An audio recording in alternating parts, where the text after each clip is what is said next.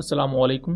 Welcome to इमरात। दोस्तों, बहुत ही बड़ी डेवलपमेंट के बारे में बात करने जा रहे हैं जो पाकिस्तान, चाइना और बांग्लादेश को लेकर है। और इस डेवलपमेंट से इंडिया काफ़ी ज़्यादा परेशान नज़र आ रहा है। डेवलपमेंट कुछ यूँ है कि बांग्लादेश इंडियन बॉर्डर के बहुत ही ज़्यादा नज़दीक एक एयर बेस कायम करने जा रहा है और ये एयर बेस के लिए जो फंड्स होंगे वो चाइना प्रोवाइड करेगा और पाकिस्तानी कंपनीज इस एयर बेस को डेवलप करेंगी। ये खबर सुनने में जितनी ज़्यादा एक्साइटिंग है बांग्लादेश एयरफोर्स की मॉडर्नाइजेशन को लेकर, पाकिस्तान और चाइना के यहाँ इन्फ्लुएंस को लेकर, उसी के साथ साथ इंडिया के लिए बहुत ही ज्यादा कंसर्न्स भी रेज कर रही है। और खास तौर पर जिस एरिया में ये एयर बेस बनाई जा रही है इसकी हिस्ट्री भी काफी ज्यादा दिलचस्प है। हम जैसा कि जानते हैं कि शेख हसीना की गवर्नमेंट जाने के बाद पाकिस्तान और बांग्लादेश के दरमियान ताल्लुकात बहुत ज़्यादा बेहतर हुए दफाई शोबे में।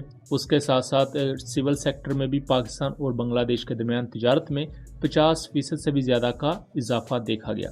जबकि डिफेंस की डोमेन में बांग्लादेश ने पाकिस्तान से आर्टिलरी एमुनेशन, उसके साथ साथ RDX मटीरियल भी इंपोर्ट किया, जिसकी वजह से वो खुद से इन शेल्स को अपने मुल्क में तैयार कर सकें। इसके साथ साथ बांग्लादेश पाकिस्तान के GF-17 थंडर एयरक्राफ्ट में भी इंटरेस्टेड नजर आता है। दूसरे बहुत से डिफेंस कोऑपरेशन के ऐसे प्रोजेक्ट्स मौजूद हैं जिनमें पाकिस्तान और बांग्लादेश आपस में निगोशिएट कर रहे हैं। इस वक्त बांग्लादेश अपनी डिफेंस नीड्स को पूरा करने के लिए चाइना, तुर्किया और पाकिस्तान जैसे कंट्रीज के साथ रुजू कर रहा है, जिस चीज को इंडिया भी पॉइंट आउट कर रहा है। और पाकिस्तान और बांग्लादेश के दरमियान हाई रैंक मिलिट्री डेलीगेशंस का तबादला भी रिसेंटली देखने में आया। जैसा कि 2025 के शुरू में ही बांग्लादेश के सेकंड इन कमांड जनरल थे, वो पाकिस्तान के दौरे पर आए हुए थे। पाकिस्तान के एयर चीफ, आर्मी चीफ और नेवल चीफ के साथ उनकी मुलाकात हुई और वहीं उन्होंने पाकिस्तान के साथ कैपेसिटी बिल्डिंग को लेकर और पाकिस्तान के साथ डिफेंस इंपोर्ट्स को लेकर बात भी की। उसके बाद इंडियन मीडिया की तरफ से ये इल्जाम भी आयद किए गए कि पाकिस्तानी ISI चीफ ने खुफिया दौरा किया है बांग्लादेश का और पाकिस्तान और बांग्लादेश इंडिया के सिलीगुड़ी कॉरिडोर के लिए बहुत बड़ा खतरा बन चुके हैं।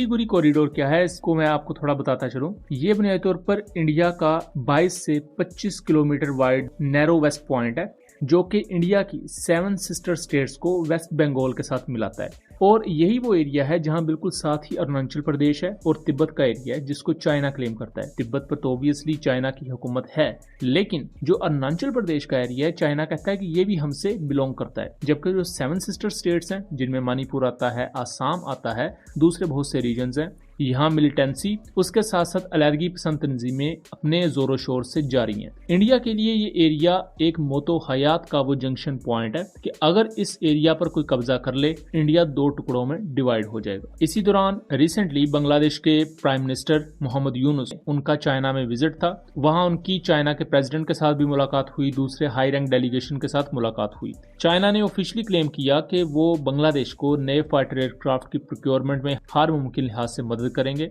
चाइनीज एयरफोर्स को मॉडर्नाइज किया जाएगा और यही चाइना प्लान एक बनाता है नई एयरबेस बनाने का जो कि लाल मुनीर हट के एरिया में होगी।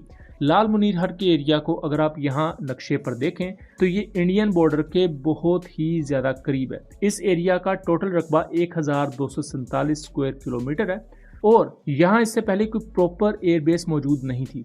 हालांकि यहाँ एक एयर स्ट्रिप जरूर मौजूद थी जो कि वर्ल्ड वॉर 2 के इरा में यूज होती रही और उसी पर ही बांग्लादेश चाहता है कि एक प्रॉपर एयरबेस बना दी जाए। जबकि मौजूदा एयरबेसिस को अगर देखा जाए जो बांग्लादेश की मौजूद है तो उनका मैप आपके सामने है, जिसमें से उत्तम सुल्तान महमूद एयरबेस और पहाड़ कचनपुर की जो एयरबेस है ये इंडिया के बहुत ज्यादा करीब लगती हैं। उसका साथ साथ जो ईस्टर्न साइड पर एयरबेसिस हैं वो इंडिया के मामलात को कम जबकि म्यांमार के मामलात को ज्यादा देखती हैं।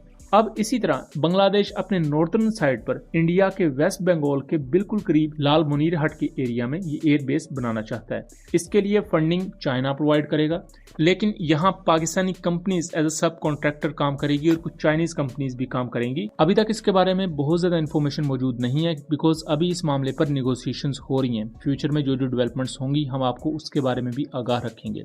बांग्लादेश के कॉन्टेक्स्ट में मल्टीपल इससे पहले हमने वीडियोस बनाई हुई हैं, हर डेवलपमेंट को साथ साथ कवर किया हुआ है और उनका मैं कोशिश करूंगा लिंक डिस्क्रिप्शन में दे दूं। लेकिन इस एयरबेस को इस तरह डेवलप किया जाएगा कि बांग्लादेश की जो मौजूदा एयरबेसेस हैं उनसे बेहतर हो और इसमें वो तमाम इंफ्रास्ट्रक्चर भी प्रोवाइड करवाया जाए और इसमें मौजूद हो जिसकी वजह से ये किसी भी किस्म के 4.5 जनरेशन के एयरक्राफ्ट को अकोमोडेट कर सकें। क्योंकि फ्यूचर में अगर बांग्लादेश GF-17 ब्लॉक 3 या J-10C या हो सकता है ये दोनों एयरक्राफ्ट खरीदे तो उनमें से कुछ एयरक्राफ्ट को यहाँ डिप्लॉयड रखा जाए। चूंकि ये इंडियन बॉर्डर के बहुत ज्यादा करीब है तो यहाँ कॉम्बैट एयर पेट्रोल्स करना, यहाँ की ऑपरेशंस को सरंजाम देना बांग्लादेश को एक बहुत बड़ा एज प्रोवाइड करेगा अपनी कंट्री को मजीद सोवरेन बनाने के लिए। इस एयरबेस की अहमियत इस कॉन्टेक्स्ट में भी बहुत ज्यादा है कि रिसेंटली जिस तरह बांग्लादेशी प्राइम मिनिस्टर ने ये बात की कि जो इंडिया की 7 सिस्टर स्टेट्स हैं ये लैंड लॉक्ड हैं, तो बांग्लादेश के थ्रू ही ये समुंदर तक रसाई हासिल कर सकती हैं। सो इस कॉन्टेक्स्ट में बांग्लादेश ने अपने आप को ट्रू गार्डियन ऑफ सी करार दिया, लेकिन इंडिया इसे इस कॉन्टेक्स्ट में कह रहा है कि बांग्लादेश इंडिया को तोड़ने की साजिश कर रहा है चाइना और पाकिस्तान के साथ मिलकर। और इस चीज को लेकर बांग्लादेशी और इंडियन ऑफिशियल्स भी एक दूसरे के खिलाफ स्टेटमेंट्स दे रहे हैं। इन चीजों को हम डिटेल से डिस्कस करेंगे अपने सेकंड चैनल कॉन्फ्लिक्ट कार्ड रात पर, जिसका लिंक डिस्क्रिप्शन में दिया हुआ है। बहरहाल उम्मीद करता हूँ चीजें क्लियर रही होंगी। वीडियो पसंद आई हो तो इसे ज्यादा से ज्यादा शेयर कीजिएगा ताकि इस तरह की मजीद इंफॉर्मेटिव वीडियोस हम आपके लिए लेकर आ सकें। मिलेंगे अगली वीडियो में, तब तक के लिए अल्लाह हाफिज।